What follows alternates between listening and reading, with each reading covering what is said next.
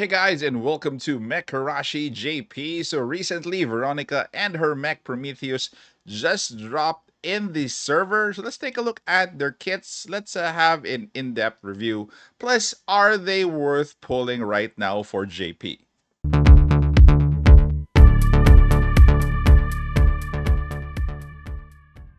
So for Veronica, she is a sniper which uses a light mech plus a light rifle. My question is, will she be the successor to Sylvie? So let's take a look at Veronica's talent here, which is Scar Profile. So when using a damage skill with a light rifle, if it hits an enemy, it inflicts a different wounded status depending on the part that you hit. This is for 2 turns. It's on the left. We'll go to that in a while. If you inflict wounded with a damage skill, you can activate re-attack. So this is actually nice. You don't need to technically take out the part to trigger re-attack. You can move 2 spaces before attacking maximum once per turn. When your HP is 80% or higher, this is probably for A3. The attack power of the sniper type weapon is increased by 15%. So the only what do you call this? The only thing that I think should be compared is whether she'll have more damage than Sylvie. Because again, Sylvie's damage is actually going down and she should probably just go up because again, she's released after Sylvie. So it might be that she has more damage than Sylvie based on the similarities of their kit. So during battle wounds, this one on the left side, okay, inflict specific debuffs on enemies. So if it's the head that you hit, AP -1 during the second round of attack. Okay, so battle wound, which is on the left arm. When using a damage skill, the damage of the first hit is reduced by 20%. So this is clearly for single damage, like for example another rifle or a sniper rifle or a pile bunker. So this is where you use the left arm battle wound damage. For the right arm, when using a damage skill, if the hit count exceeds 5, the hit count is reduced by 20%. This clearly is for more multiple, damage hits like a shotgun or a machine gun. Then for the legs, battle wounds. If the legs are not destroyed, the leg parts lose 10% of their maximum HP while idle, an additional 10% for each space move. So this one is actually sick because it's going to be preventing enemies from moving closer.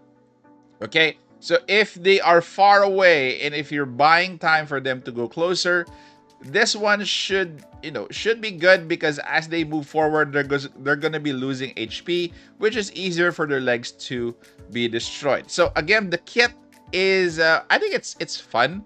It has a lot of tricks in terms of the mechanics, but again, the damage output is what I'm thinking of, if it's going to be comparable to Sylvie or if it's going to be more than Sylvie's damage output. So for the first skill, we do have Skill Operator 1. This is Raid. This is a passive skill. When using a damage skill, damage to parts with 50% HP or less is increased by 20%. So this gives her an advantage when the part has lesser HP. Then we go to the next one, which is Skill Operator 2, which is Accusation. This one is a command skill with 1 AP cost, 2 turn cooldown. Selects one enemy within a 4 square diamond shaped area and inflicts wounded status on the part with the lowest HP. This doesn't need to be aimed because this is a command skill. You can then act again. You cannot move before attacking. For Skill Operator 3, this one is a passive Battle Injury Recovery. When using a damage skill, if you destroy a target part in the wounded state, you can recover the amount of AP consumed by the skill after the attack. So this is nice AP recovery because if she can do a multiple re-attacks, that would be helpful as she recovers a lot of AP. So max once per turn. For Skill Operator 4, this is Remote Detonation. This is a passive skill. When using a damage skill, for every 1 square away from the target, hit rate increases by 4%.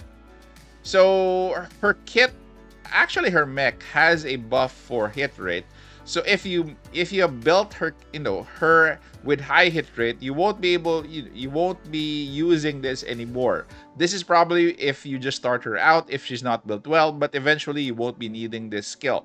So for skill operator 5, we do have Analyze. This is an attack skill with 3 AP, assault rifle, or light rifle. After using an assault rifle, deals 1.5 times damage to a single enemy and locks onto them before attacking. So it has aiming. After the attack, inflicts all wounds on the target hit, and a grade for 2 turns. So all of these are gonna be hit or are gonna be inflicted on your target as long as you hit the target, of course. Then for skill operator 5, it has called weak file, passive skill. Every time there is one enemy unit in a wounded state on the map, critical damage is plus 4%. So it's to your advantage to scatter all the wounded state, within a lot of enemies, because I think this is a maximum of 5 units. This, again, is a maximum critical damage of plus 20%. Then at 7, the last skill, triple decode attack skill with 4 AP, assault rifle. The attack the main target using an assault rifle, dealing 0.7 times damage. Furthermore, select 2 sub-targets and perform a lock-on before the attack, which deals 0.7 times damage. Lock-on to the same target can be turned on.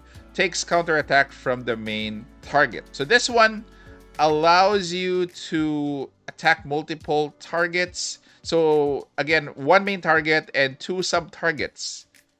Nice. This is actually nice. So again, this has a lot of utility, especially in disabling. This is lock-on, right? Oh, this is lock-on or aim. So this has multiple disable, functionalities. Let's say take out multiple arms in just one skill.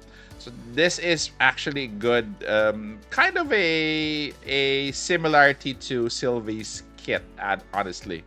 So for Gamma Sector 1, let's talk about level 1. When attacking with a sniper type weapon and destroying a part, you gain a different tracking buff depending on the type of part, up to 2 times per turn. So the tracking buff is destroying the head part. Precision allows you to lock onto the next normal attack of a sniper type weapon cancelled after activation.